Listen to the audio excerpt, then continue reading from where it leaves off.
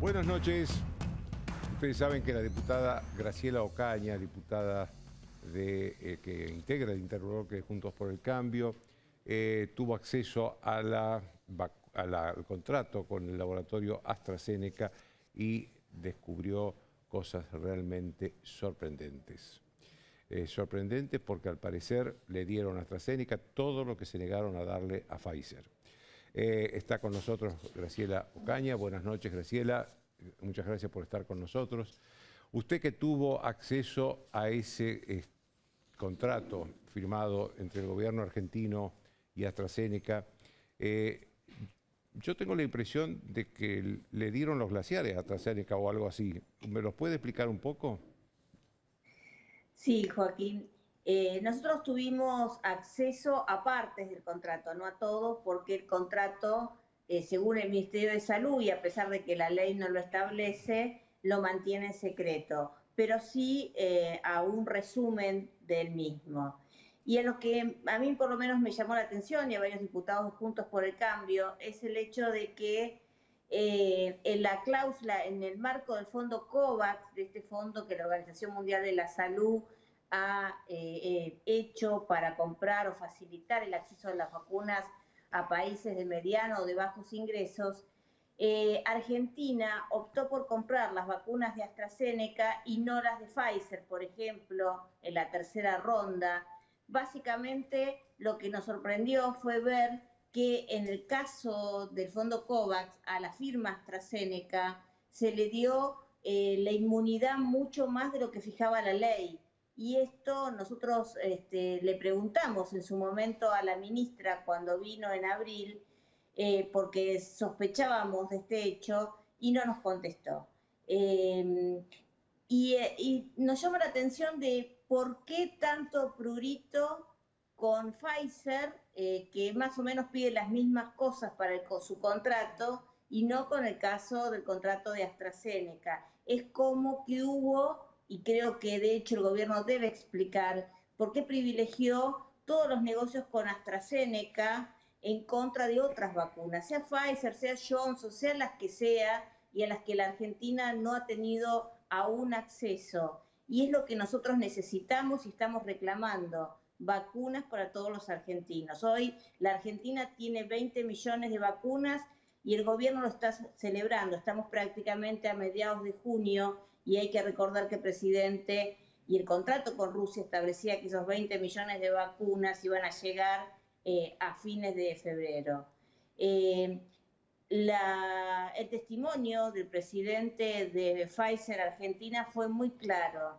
Argentina renunció a comprar 8 millones de vacunas de Pfizer, dándole prioridad a los contratos con AstraZeneca, con vínculos en la Argentina a través del empresario Hugo Sigman, ese contrato que incluso el que directamente firmó Argentina con AstraZeneca para la provisión de vacunas, no ya en este caso en el fondo COVAX, Argentina pagó las vacunas, debían haber estado llegando 22 millones de vacunas y solo han llegado con las de hoy, que fueron a celebrar a Ezeiza, el presidente y la ministra Bisotti, como despachantes de aduanas. Se parecen más a eso que a responsables de la gestión de la salud de la Argentina.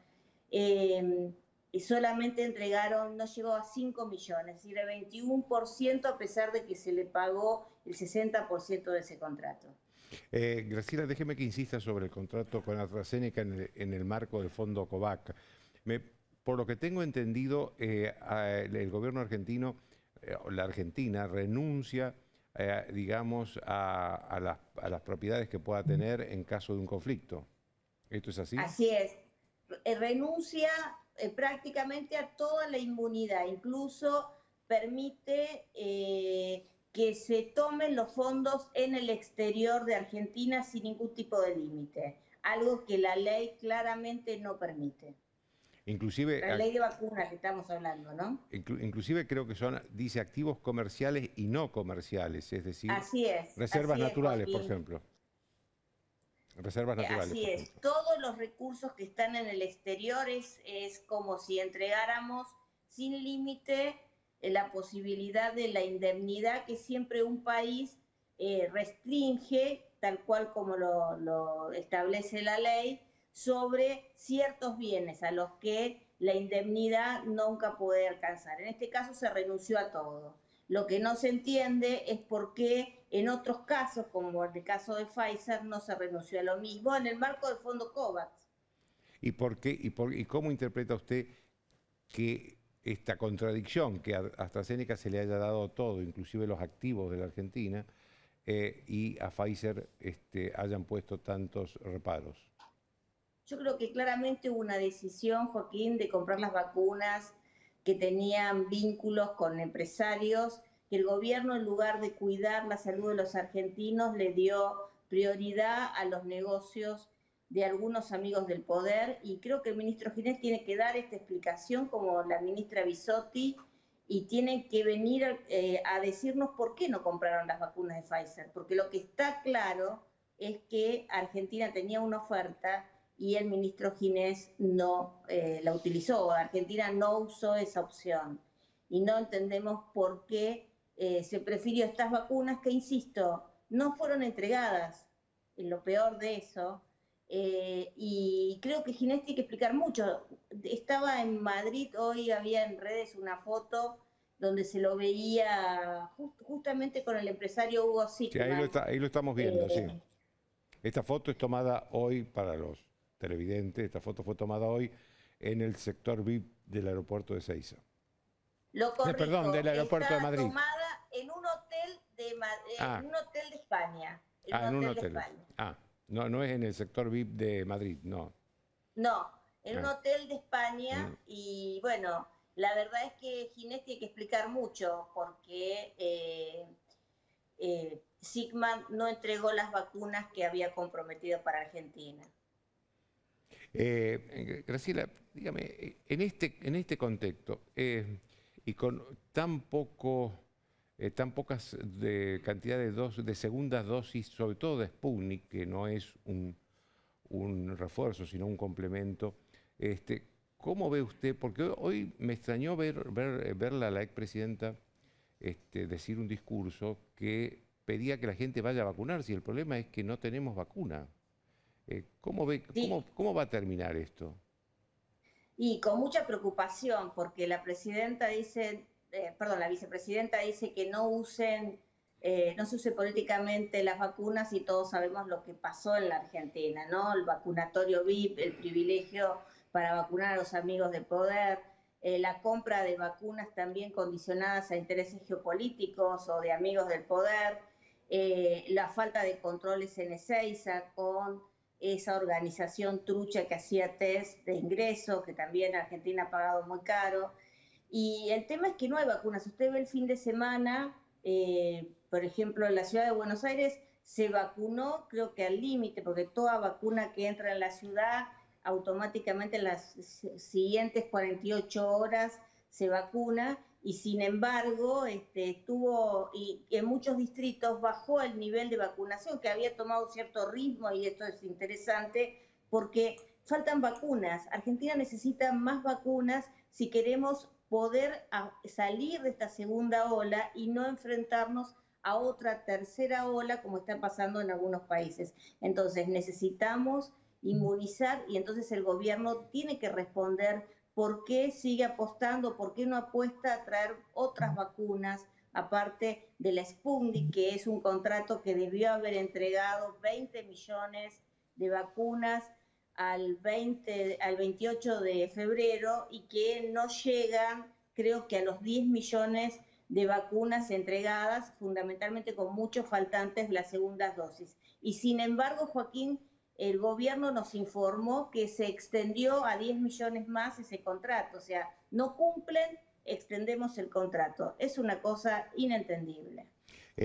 Graciela, hay por un lado, digamos, esta contradicción de la presidenta, de la expresidenta, pero yo lo que quería señalar fundamentalmente es a qué le atribuye usted esta elección. Si es para beneficiar solo a los amigos del poder, o si hay también una elección geopolítica en todo esto.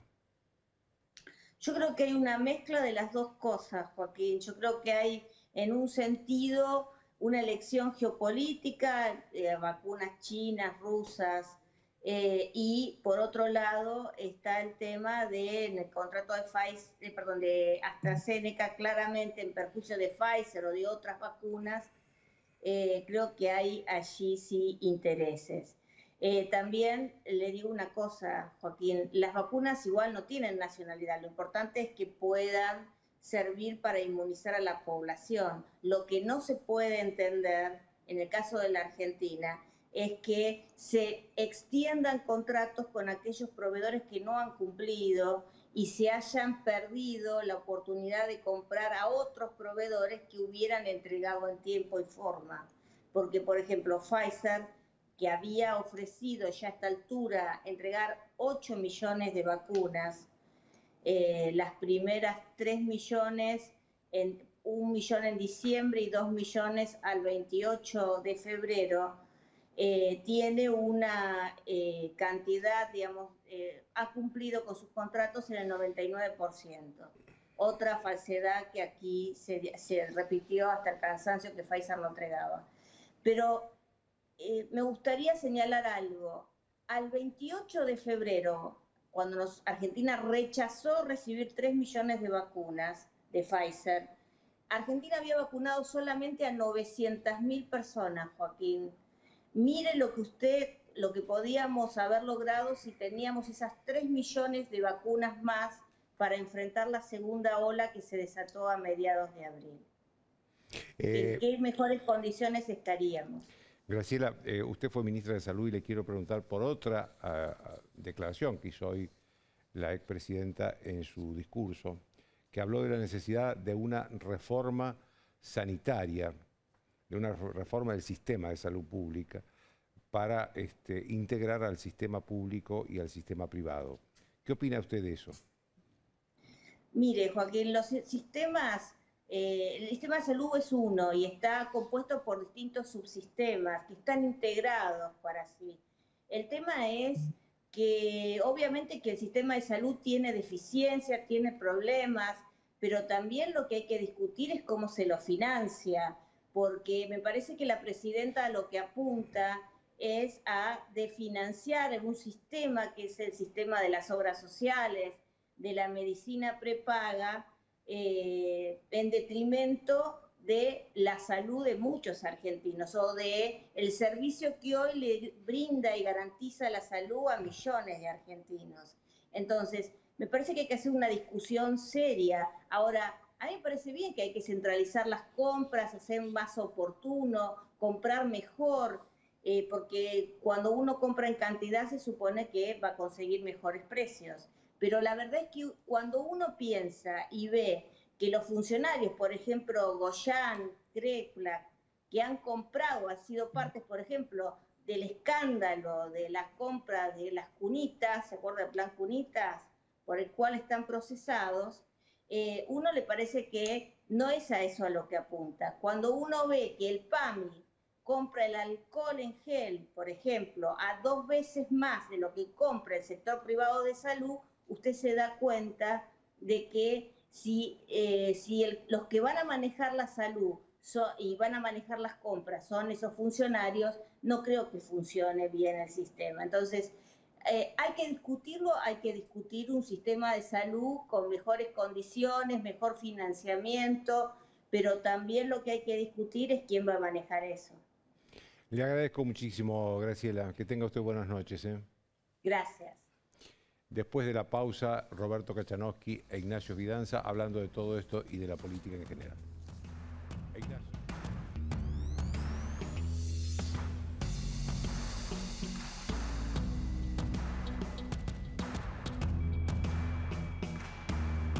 Auspician desde el llano.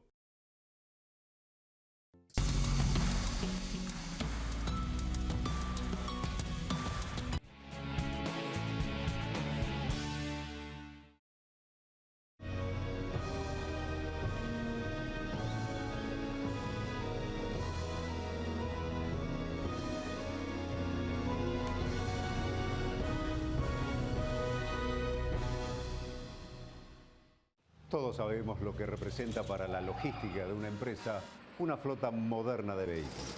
Por eso, a la hora de renovar el parque automotor, piense en el especialista. Adrián Mercado, Subastas Online.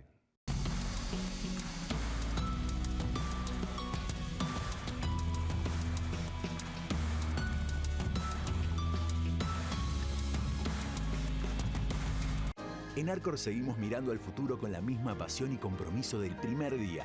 Arcor, 70 años mirando al futuro. Así que ya sabes. Cualquier cosa que necesites, me avisás. ¿Tenés un vecino? Tenés tu banco cerca. Ayudarnos. Lo mejor de ser vecinos. Banco Ciudad. Te quiere ver crecer. No dejemos de cuidarnos. Usemos siempre tapaboca.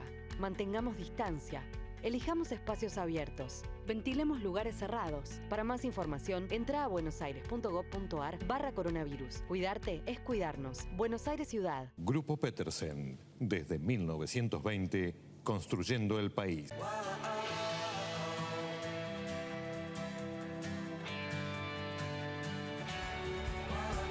Energizate en Jujuy. Viví la Puna. Jujuy es energía viva.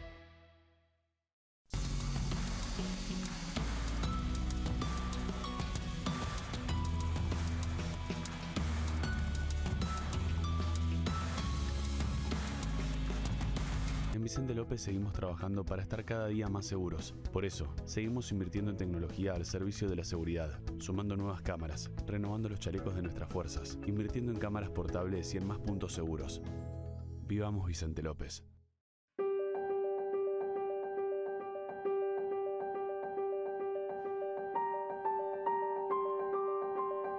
Los que somos Movistar podemos pasarle gigas a quien queramos o guardarlos para el mes siguiente. Y eso nos da gigapoderes.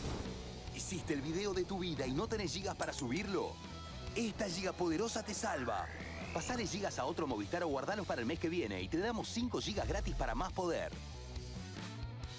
El municipio de Tigre está en alerta. Seamos más responsables que nunca. Tigre, municipio.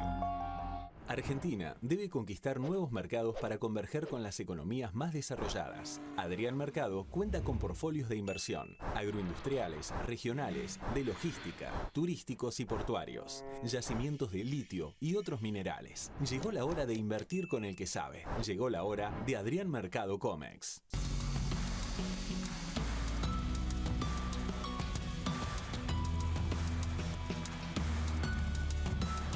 Bien, estamos con Ignacio Zuleta, lo voy a nombrar primero a él porque me equivoqué recién con el apellido.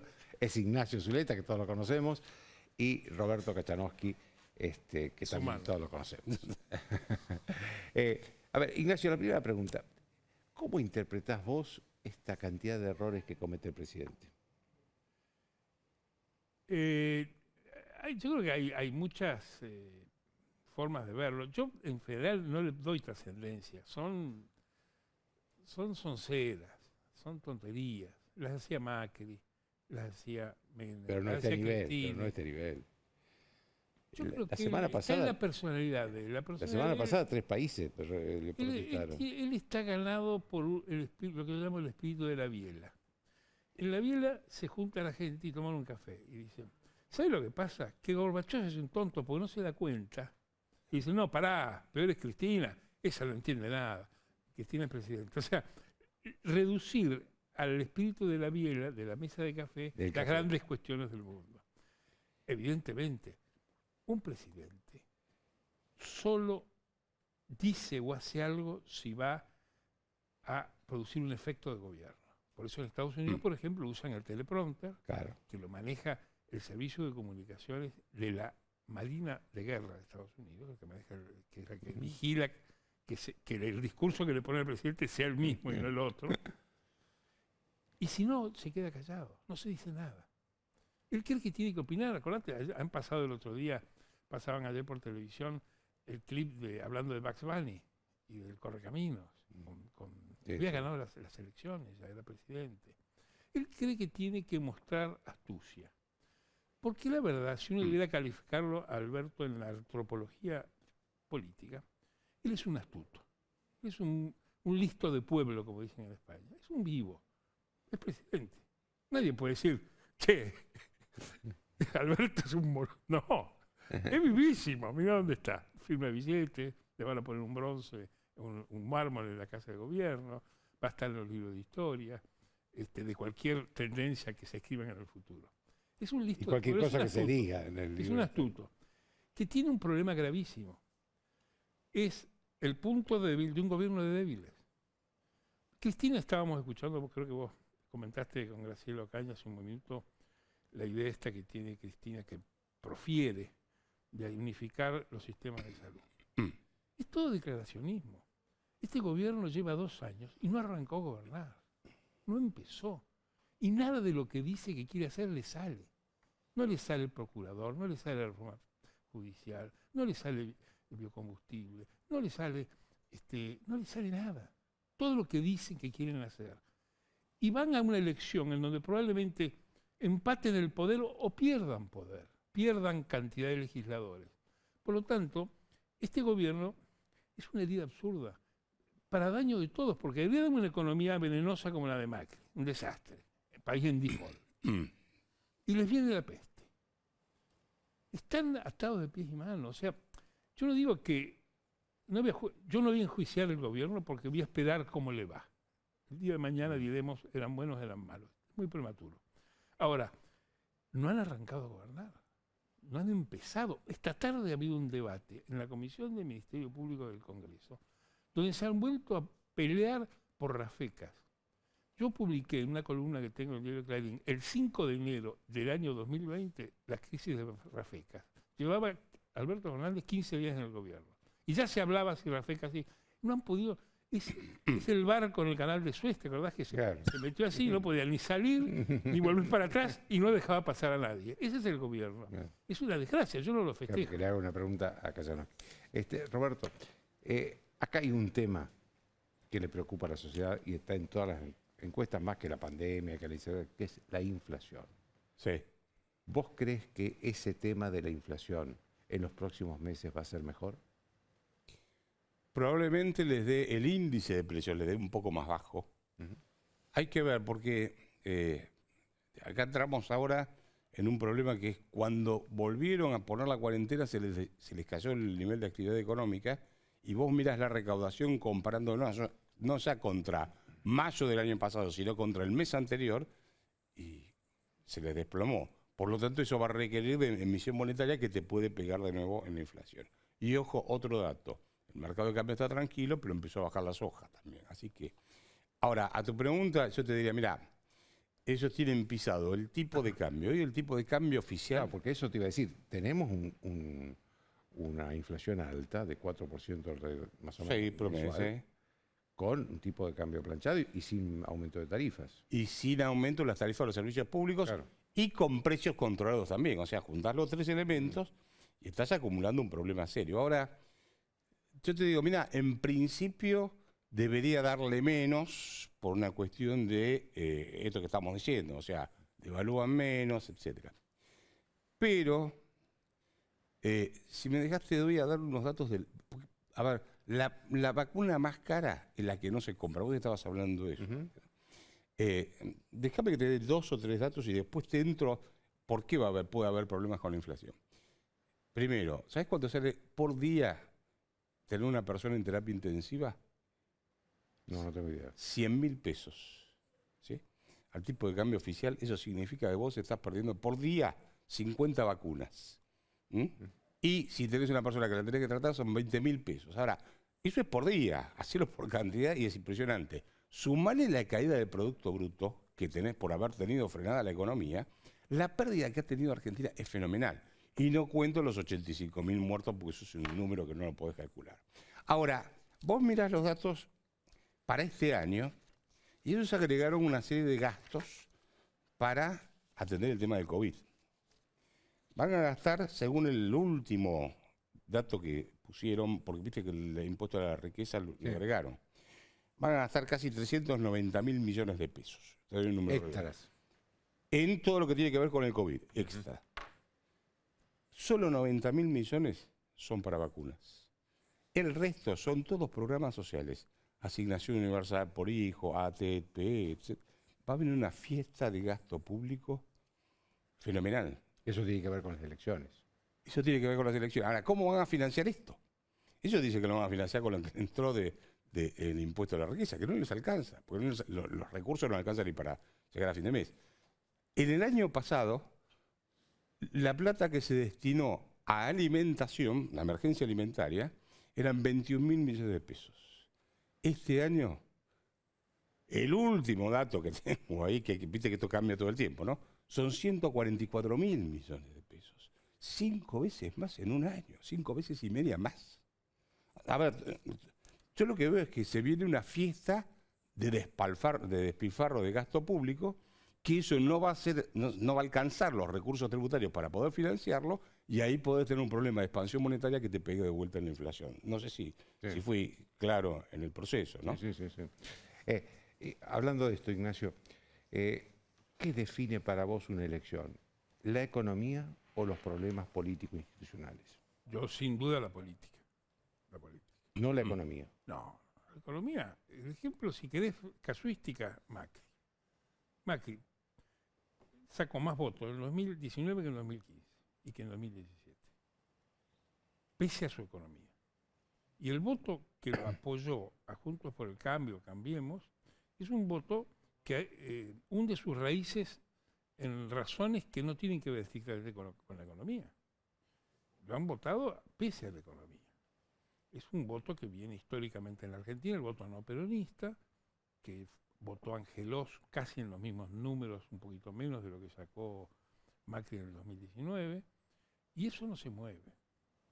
En la política, además... es decir, ¿vos crees que el voto antiperonista va a estar, sea cual sea el gobierno y sea cual sea la situación económica? Como la historia, la casuística dice que sí. Ahora, lo que ocurre es quién está enfrente. Si el peronismo se divide, tiene chance de que existe la chance de que un partido del balotaje, como ocurrió en el 2019, gane las elecciones. Acá el peronismo ha perdido 3 elecciones en los últimos 35 años. Alfonsín, De la Rúa y Macri. Es decir, esa fantasía que existe en la Argentina, que este es un país peronista, hay que verla de acuerdo con las circunstancias. La Argentina tiene 7 distritos, los 7 distritos más poblados que deciden las elecciones. 6 votan históricamente, eluden al peronismo cuando pueden, salvo Tucumán. Macri ganó en 6 la última elección. 6 de ellos ganó Macri. 5, salvo Tucumán y Buenos Aires. Ganó en todos en el 2015. Es decir, el voto de las grandes ciudades es un voto que huye del peronismo. El peronismo, cuando se dividió, pasó una década de derrotas, de 2009 hasta el 2019. Fíjate vos el síndrome, lo fuerte que es. Máximo Kirchner, el único distrito que maneja el cristianismo es la provincia de Buenos Aires. Ella es la jefa. Y Santa Cruz, ¿no? Y Santa Cruz, sí, pero digamos, de los gravitantes es Buenos Aires. El poder que le pone al tridente gubernamental Cristina es Buenos Aires. Máximo Kirchner, que es su hijo y su vicario, es una persona que no estaría en política si no es por la madre, o sea, hay que darle un tiempo para ver si tiene vuelo propio o sigue atado a la madre, iba a ser el presidente del Partido Justicialista de la provincia de Buenos Aires y estaba acordado que asumía. Iba a asumir ahora.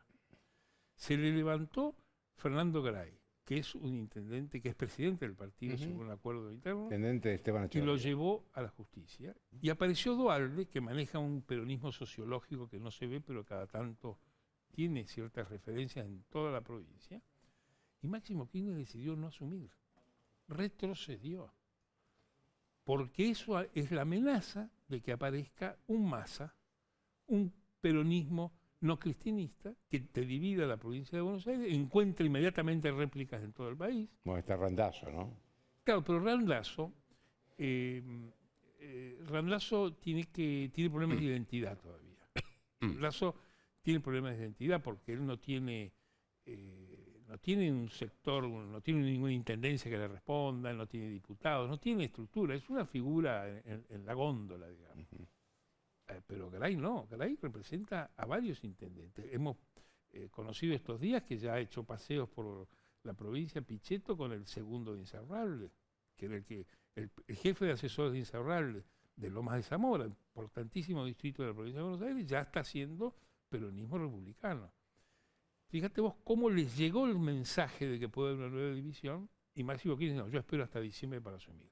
Ese es un síntoma de la delicadeza, de cómo ellos deben bordar la unidad del peronismo, porque tienen problemas en las 4 facciones. Tiene problemas Cristina, que no le sale nada. Y Cristina se queja de que está igual o peor que cuando estaba Macri en los problemas que le interesan, que son problemas de índole personal, digamos, su agenda personal. Massa no pasa de los 129 votos en diputados. No puede sacar biocombustible, no puede sacar reforma judicial, no le puede cumplir al gobierno en lo que él le corresponde, que es sacar las leyes estructurales. No te digo ya ahora que necesitan 2/3, porque son ni mayorías especiales. Para la reforma electoral tuvo que ir a rendirse ante la oposición, que le puso condiciones. Alberto ya casi no se le puede, uno prefiere cambiar de canal cuando va a hablar porque da vergüenza ajena. Entonces, para eso pongo Benny Hill y me río tranquilo. Y el silencio del peronismo importante. El peronismo importante es Córdoba, es Santa Fe, es Tucumán, es, si vamos a las provincias más chicas, es Capitanich en el Chaco, es Uñaca en San Juan. Esa gente mira para otro lado. Esa gente no aparece. ¿Has visto a alguno de ellos defender al gobierno en alguno de estos episodios que vos señalaste? No ya los bloopers de Alberto, sino los problemas estructurales, reforma judicial, procurador. En biocombustibles se le pusieron en contra. Han movilizado hasta el Papa Francisco y han parado la ley. Y esos han sido los gobernadores de Santa Fe y Córdoba, de las provincias, y de Tucumán, de las provincias que producen los alcoholes con los que se corta la nafta. O sea, ese es el panorama del país. Si al gobierno le sale, para tu primera pregunta, y hacerlo enojar un poco a Roberto, la economía es confianza. Y la confianza la da la política. Sí, no hay economía próspera sin confianza. La palabra a él. No, a ver, yo las encuestas que vi, de los 5 primeros problemas que se presentan, 3 son de economía. Es decir, inflación, desocupación e incertidumbre. La gente que no sabe cuándo va a poder abrir el local, etcétera. O sea, el tema económico me parece que es un tema serio. Sin ninguna duda que vos no podés hacer política económica si no tenés respaldo económico. Siempre doy un ejemplo que es el de Domingo Cavallo. Cavallo con Menem pudo hacer lo que podía hacer porque en realidad tenía respaldo político. Domingo Cavallo con De la Rúa, que era un presidente débil, digamos, vamos a ponerlo de esta forma, no pudo avanzar. Entonces, los economistas no podemos resolver los problemas económicos si no hay respaldo político, pero al mismo tiempo la política tiene que tener en claro para dónde quiere que ir. O sea, es una combinación ahí muy, muy importante. Yo te diría, a mí lo que me preocupa es el ambiente social que se está viviendo. Acá me parece que Yo quería hacer una pregunta sobre esto que dijo hoy Cristina, sobre la reforma del sistema de salud, donde habló de una mezcla, de mezclar al sistema privado con el sistema público, integrarlo, dijo ella. ¿Cómo ves vos eso desde la economía? Lo que te está diciendo es, mira, todos los que hoy están pagando un sistema de salud, a eso le vamos a sacar plata para financiar la otra parte del sistema de salud. Algo parecido a lo que ocurrió con las AFJP, ¿te acordás? Claro, sí. Es decir, nos sacaron los ahorros que teníamos y entraron a revolear plata, que hoy ya queda muy poco de eso, ¿no? Entonces, todo parece indicar que siempre igualan para abajo. Entonces, bueno, mirá, acá todo lo que tienen salud, que están pagando la salud, bueno, a eso le vamos a sacar para que le den salud a otros. Como las jubilaciones hacen lo mismo, igualan para abajo, todo igualan para abajo esos. Así que yo lo que veo ahí es más que nada una forma de tratar de financiar el populismo, pero al mismo tiempo es como una venganza hacia la clase media, ¿no es cierto? Ellos tienen un resentimiento con la clase media, me parece. De manera que yo lo veo con preocupación, porque ahí ya no está jugando con los ahorros de mi jubilación, está jugando con mi salud, que no es un tema menor, ¿no es cierto? Y en términos de, como te decía antes, del ambiente social, tienes Argentina desde el 2011 hasta ahora no creó puestos de trabajo, destruyó 200.000 puestos de trabajo, a pesar de que todos los años se van incorporando jóvenes. Desde el 2011. Desde el 2011 para acá, toman los datos, se destruyeron 200.000 puestos de trabajo. Mirá, la curva está siempre plana y ahora, bueno, como tú dices, está. Si vos mirás el consumo por habitante de hoy en día, es menor al de 1975 cuando se produjo el Rodrigazo. Aclarémosle a la gente, a los más jóvenes que están mirando televisión, 1975 Celestino Rodrigo tiene que hacer un ajuste de la economía por el lío que había dejado Helbar y se produjo una crisis económica y política importante porque el peronismo tuvo la primera huelga general que le hizo la CGT. Hoy tenés un ingreso per cápita menor al de 1975 que fue el de Rodríguez, está retrocediendo 45 años prácticamente. La inversión por habitante es menor a la de ese periodo. El derrumbe de la economía argentina es descomunal. Vos mirás los datos, cuando vos mirás la trayectoria de la economía argentina, vos mirás cuánto creció por año desde el año. Yo creo que la gran decadencia empieza en los 70, ahí se acelera la cosa, ¿no es cierto? Con distintos gobiernos, pero se acelera. Vos mirás cómo crece el ingreso, el Producto Bruto, mirás cómo crece la población. Lo que decís acá es, mirá, casi el Producto Bruto crece al mismo ritmo que creció la población, pero tenés menos gente produciendo y más gente consumiendo, con un Producto Bruto que casi no crece, está estancado. Entonces, la pobreza que vos tenés hoy en la Argentina es muy grande. Mi pregunta, mi gran duda es, ¿cuál es el futuro de la Argentina? Porque una crisis económica la vas a tener. Ahora, la Argentina va a ser como la rana que la vas a ir viendo y nos vamos a ir acostumbrando a esta mediocridad y decadencia, o va a haber una reacción y un cambio. Eso es lo que todos estamos esperando para saber, ¿no? Les agradezco a los dos que hayan estado. Gracias. Después de la pausa voy a hablar del discurso de Cristina Kirchner de hoy.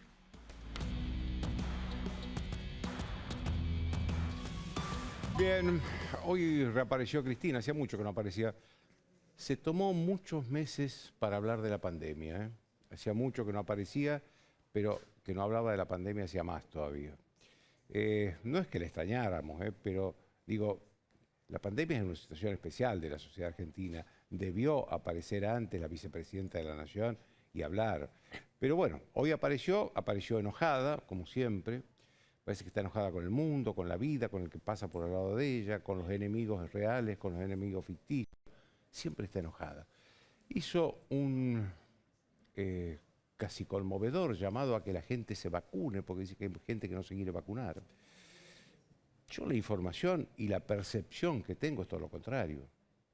Vicepresidenta, la gente, el problema que hay es que la gente que se quiere vacunar no tiene vacunas.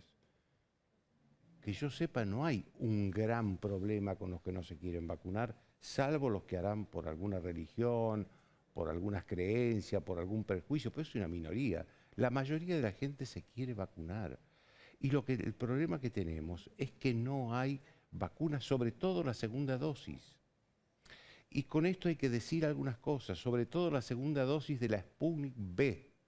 Hay más de 4 millones de personas que están esperando la segunda dosis de la Sputnik V. Más de 4 millones de personas que no reciben esa vacuna, que llega esa segunda dosis en dosis en cuentagotas. Y acá hay dos cosas para decir. Una, que hay mucha gente muy mayor, de más de 80 años, que hace ya más de 3 meses que se dio la primera dosis de la Sputnik y no recibe la segunda dosis. La segunda dosis de la Sputnik, al revés de las otras vacunas, no es un refuerzo, es un complemento necesario para completar el proceso de vacunación.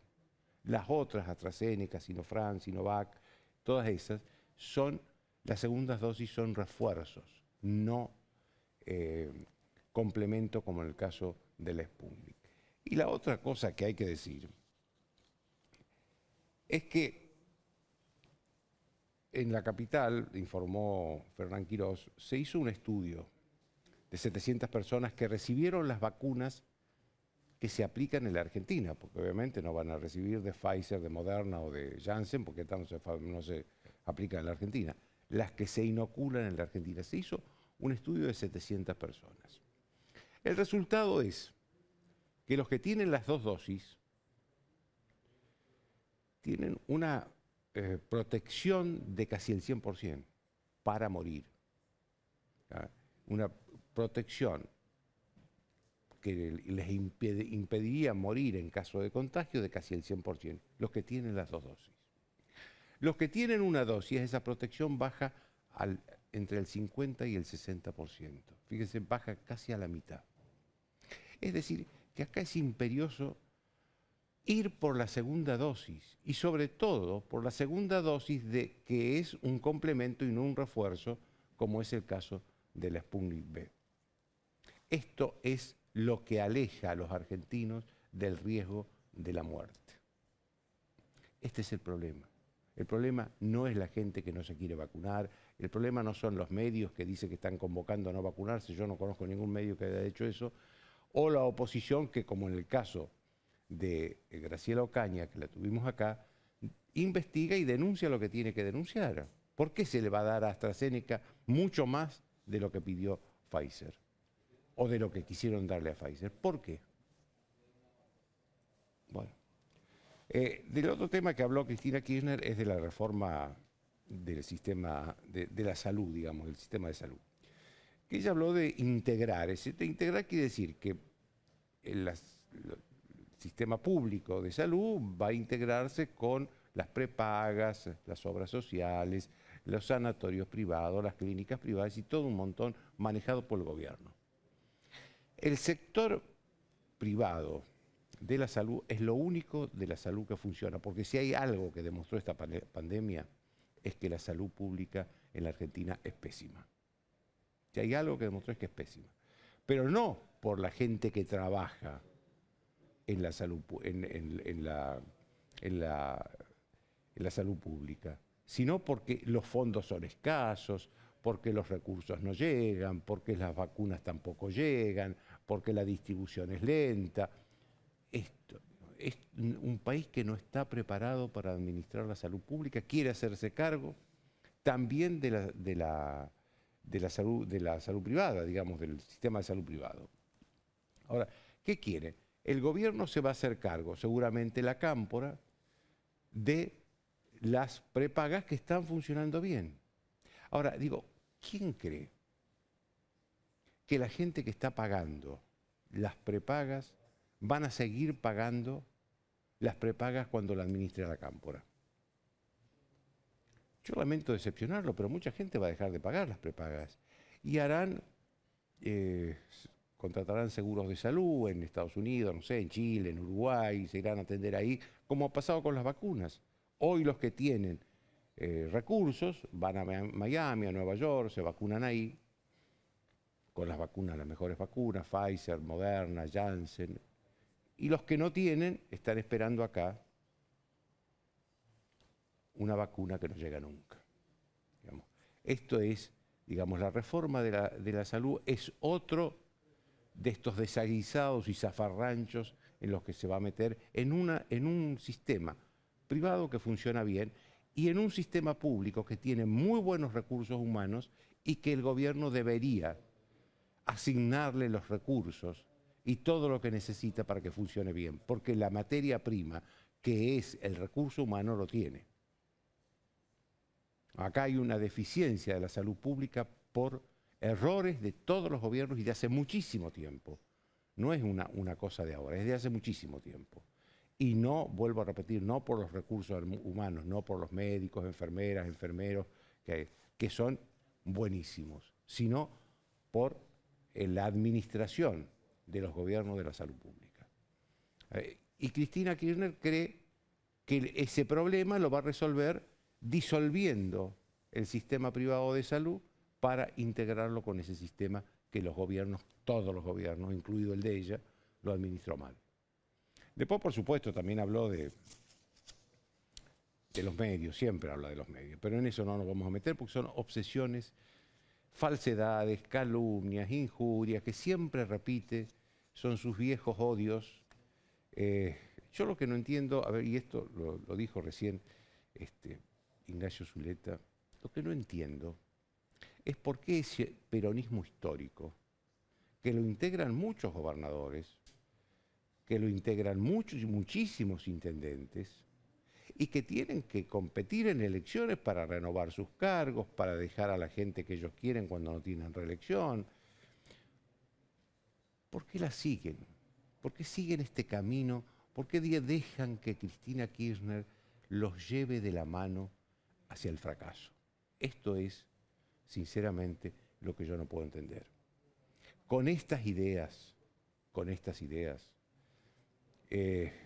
tanto no reconocer que lo que está faltando es la vacuna y creer que eliminando prácticamente el sistema privado de salud se va a resolver el problema, creo que con esto el peronismo camina al fracaso. Después de la pausa, Carolina Moroso y las centrales nucleares rusas en la Argentina.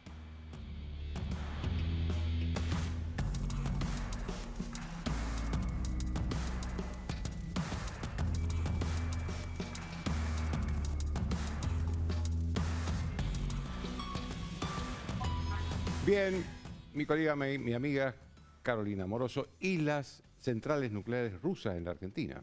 Bueno, no estamos hablando solo de vacunas, también vacunas más centrales nucleares. Bueno, vos sabés que ya en febrero de este año, en declaraciones a la agencia rusa de noticias TASS, el embajador en la Argentina, que luego vamos a ver, el embajador ruso en la Argentina, por supuesto, luego vamos a ver algunas declaraciones que le dio a nuestro compañero Gonzalo Báñez, que por supuesto es una pieza central, un motor de esta investigación, Gonzalo, porque justamente de esa entrevista se desprendió el disparador. Pero ya en febrero de este año el embajador decía que esperaba que justamente la entrega de las vacunas y la cooperación en materia de vacunas activara también la cooperación bilateral en otras áreas, ¿no? Y enumeraba, digamos, áreas muy abarcativas, ¿no? Pero poco tiempo después empezamos a ver esto, ya concretamente este proyecto de la construcción de centrales nucleares rusas en la agenda bilateral. Si te parece, vamos a repasar lo que dijo a nuestro compañero Gonzalo Báñez, el embajador ruso en la Argentina. Rusia es un país de altas tecnologías, estamos en el mercado de la energía nuclear durante varias décadas y nosotros propusimos a Argentina, primero es la construcción de una central grande, segunda opción es la construcción de reactores medianos, tercera posición es la construcción de la central nuclear flotante. Es bien conocido que nuestras centrales son muy eficaces y seguras como Sputnik a propósito. Hay solamente una central nuclear flotante en el mundo, la tiene Rusia, se llama Akademik Lomonosov. Central nuclear flotante es un buque con reactor nuclear que puede desplazarse y acercarse a cualquier lado del país tan extendido como Rusia o Argentina. Nosotros construimos todo por nuestra propia cuenta, realizamos el mantenimiento por nuestra cuenta. Lo único que hacemos es firmamos el contrato a largo plazo de 20-30 años sobre el suministro de energía eléctrica por el precio fijo. ¿Y esto es a cambio de las vacunas, como pago por las vacunas o no? Bueno, a ver, básicamente esto vuelve a la agenda bilateral entre Rusia y Argentina en este momento donde hay un diálogo importante entre el gobierno de la Federación Rusa y el gobierno de Alberto Fernández. Hay que decir que esa aproximación, ¿no?, con el proyecto de construcción de centrales nucleares en la Argentina viene de hace mucho tiempo, pero es como que cobra más fuerza, va cobrando más fuerza en determinados momentos y ha cobrado más fuerza coincidentemente, temporalmente, en términos temporales, con la llegada de la vacuna Sputnik V, ¿no? Ha cobrado mucha fuerza en los últimos meses este tema. Tanto así que, bueno, el propio embajador lo dice, ¿no? Enumera cuáles serían las alternativas que propone Rusia, pero fíjate que hay algunos puntos de esto que preocupan, ¿no? Y preocupan porque en la comunidad, vos bien sabés que la Argentina tiene una tradición muy interesante en términos de desarrollo nuclear para fines pacíficos, básicamente controlada, pensada desde organismos del Estado, ¿no? Es desde el Estado argentino, del que dependen estos organismos, que se producen estos desarrollos, ¿no? Y es realmente un país muy, muy respetado por esta tradición, por este desarrollo. Entonces llama la atención la idea de un proyecto en el que, como enumeraba el embajador, Rusia construye, financia y mantiene, ¿no? Las grandes preguntas son, bien, ¿cuál es el control de la Argentina sobre la operación, ¿no? Recordemos igual que cuando hablamos de Rosatom, que es la empresa rusa, hablamos básicamente de Rusia, porque es la corporación estatal rusa que controla el desarrollo nuclear. ¿Cómo serían las condiciones? Bueno, tal como lo decía el embajador también, se establecería un contrato a precio fijo por 20 o 30 años, ¿no? Habría que analizarlo muy bien. Pero una de las preguntas también que nos hacemos en este contexto es, ¿la Argentina necesita esa energía? Ayer, bueno, nosotros consultamos a varios expertos y mostrábamos en el informe que coincidían en marcar que en el corto plazo no. Si lo que nos estamos planteando es un cambio en la matriz energética argentina, bueno, debiera ser una discusión, digamos, de la que tengamos conocimiento. Y sobre todo si pasamos a una nuclear, donde gran parte del mundo se está alejando. Pero básicamente también, Joaquín, porque es una decisión estratégica clave para un país. Entonces, bueno, esta pregunta, ¿Argentina las necesita? En el corto plazo no. Bueno, ¿se está pensando una nueva composición de la matriz energética a mediano o largo plazo? En cualquier caso, ¿en qué ámbito se está dando esa discusión? Bueno, este otro punto también es un punto sensible y que llamaba la atención. Pensando en un proyecto donde, como decíamos antes, y según las declaraciones del embajador, Rusia construye, financia y mantiene, bueno, ¿cuál es la transferencia tecnológica? Es decir, ¿cuál es el aprendizaje, el know-how? Que se pidió tanto en el caso de las vacunas, ¿no? Exacto, el know-how que toma la Argentina de este desembarco, ¿no? Realmente ha llamado muchísimo la atención. Recordemos que también hay un proyecto con China, ¿no? Entonces llama mucho la atención también en ese contexto, pero bueno, sin dudas esto coincide temporalmente con un momento de mucho vínculo y mucho diálogo entre el gobierno de Alberto Fernández y, por supuesto, el gobierno de la Federación Rusa. Muchas gracias, nos vemos el lunes, Caro. Gracias, Joaquín. Chao, hasta el lunes.